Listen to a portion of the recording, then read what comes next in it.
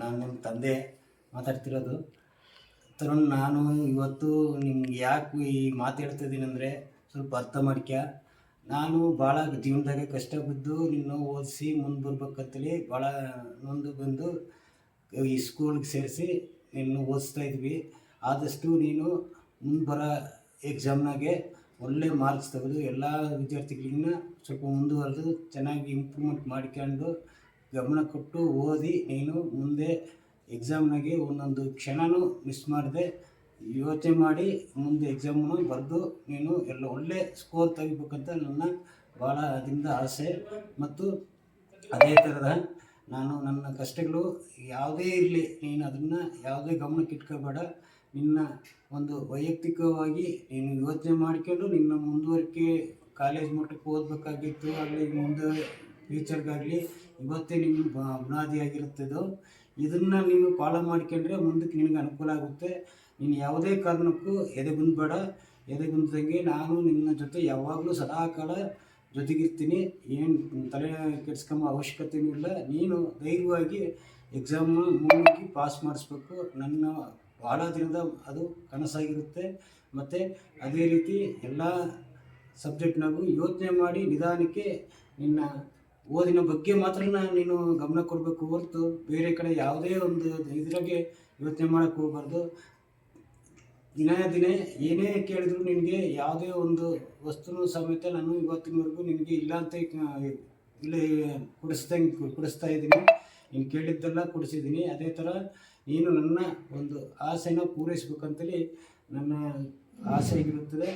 ಮತ್ತು ಇದೇ ಥರ ಮುಂದಕ್ಕೆ ಓದಿನ ಬಗ್ಗೆನೂ ನೀನು ಅಷ್ಟೇ ಕಾಳಜಿ ವಹಿಸ್ಕೊಂಡು ನೀನು ಭಾಳ ಜವಾಬ್ದಾರಿಯುತವಾಗಿ ಮೇಷ್ಟ್ರುಗಳು ಹೇಳ್ಕೊಟ್ಟಿರೋ ಪಾಠಗಳನ್ನ ಗಮನದಾಗ ಇಟ್ಕೊಂಡು ಮತ್ತೆ ರಿಪೀಟ್ ಮಾಡ್ಕೊಂಡು ಅದನ್ನು ಯೋಚನೆ ಮಾಡಿ ಧೈರ್ಯವಾಗಿ ಬರೀಬೇಕು ನೀನು ಎಕ್ಸಾಮ್ನ. ಅದೇ ಥರ ನಾವು ಯಾವುದೇ ಥರದ ಏನೇ ಕಷ್ಟ ಬರಲಿ ನಾನು ಮುಂದೆ ನಿಂತ್ಕೊಂಡು ನಿನ್ನನ್ನು ಓದಿಸೋ ಜವಾಬ್ದಾರಿ ನನ್ನದಾಗಿರುತ್ತದೆ. ಯಾವುದೇ ಕಾರಣಕ್ಕೂ ನೀನು ಅದಕ್ಕೆ ಎದೆಗುಂದಬೇಡ. ಇದಕ್ಕೆ ಇಷ್ಟು ಹೇಳಿ ನನ್ನನ್ನು ಈ ಒಂದು ಇದಕ್ಕೆ ನಮ್ಮ ಒಂದು ಅಭಿಲಾಷೆನ ಯಾವತ್ತೂ ನೀನು ಇದು ಮಾಡ್ಸೋಕ್ಕೆ ಹೋಗಬೇಡ. ನಿನ್ನ ಒಂದು ಆಸೆ ಆಕಾಂಕ್ಷೆಗಳಿಗೆ ಎಲ್ಲ ಬದಿಬಿಟ್ಬಿಟ್ಟು ಸ್ವಲ್ಪ ಎಕ್ಸಾಮ್ನ ಕ್ಲೀನಾಗಿ ಬರೆದು ನನಗೊಂದು ಒಳ್ಳೆಯ ಹೆಸರು ತಂದುಕೊಳ್ಬೇಕು ಮತ್ತು ನಿನಗೂ ಒಳ್ಳೆಯ ಹೆಸರು ತಂದ್ಕೊಬೇಕು. ಈ ಮಾತು ಹೇಳ್ತಾ ನಮ್ಮ ಶಾಲೆಯವರಿಗೂ ಮತ್ತು ನಿನಗೂ ಸಮೇತ ಗುರುಗಳಿಗೂ ನಿಮಗೂ ಸಮೇತ ಎಲ್ಲರಿಗೂ ಒಂದು ಒಳ್ಳೆಯ ರೀತಿಯಾಗಿ ಒಳ್ಳೆಯ ನಡವಳಿಕೆಯಾಗಿ ಒಳ್ಳೆ ಬುದ್ಧಿಯಿಂದ ನೀನು ಮುಂದಕ್ಕೆ ಓದಬೇಕಂತೇಳಿ ನನ್ನ ಆಸೆ ಆಗಿರುತ್ತದೆ. ಇಷ್ಟು ಹೇಳಿ ನನ್ನ ಮಾತು ಮುಗಿಸ್ತೀನಿ. ಜೈ ಹಿಂದ್, ಜೈ ಕರ್ನಾಟಕ. ತರುಣ್ ಸಿ, ತಾಯಿಯಾಗಿರ್ತಕ್ಕಂಥ ನಾನು ಭಾಳ ಭಾಳ ಭಾಳ ದಿನದಿಂದ ಭಾಳ ಆಸೆ ಪಟ್ಟಿರೋಂಥ ವಿಚಾರ ನೀನು ಎಜುಕೇಷನ್. ನೀನು ಶಾಲೆಗೆ ಸೇರಿ CBSನಲ್ಲಿ ನಿನಗೆ ಟಫ್ ಇರ್ಬೋದು, ನಿನಗೆ ಕಷ್ಟ ಇರ್ಬೋದು. ಓದೋದ್ರಿಂದ ನೀನು ಚೆನ್ನಾಗಿ ಓದಿ ಈ ಥರ ಮಾರ್ಕ್ಸ್ SLC ನಿನ್ನದು ಏನೇ ಇತ್ತು ನೀನು SLC ಓದಿರೋ ಮಾರ್ಕ್ಸ್ ಮೇಲೆ ನಿನ್ನ ಜೀವನ ಆಗಿರುತ್ತದೆ.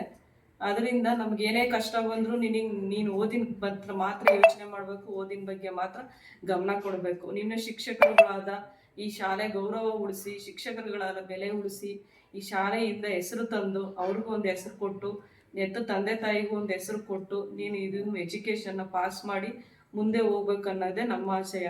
ನಾವು ಪಟ್ಟಿರೋ ಕಷ್ಟ ನೀನು ಯಾವುದು ಪಡಬಾರ್ದು. ನಾವು ಕಷ್ಟಿರೋ ನೋವು ಯಾವುದು ನೀನು ನೋವು ಅನುಭವಿಸ್ಬಾರ್ದು.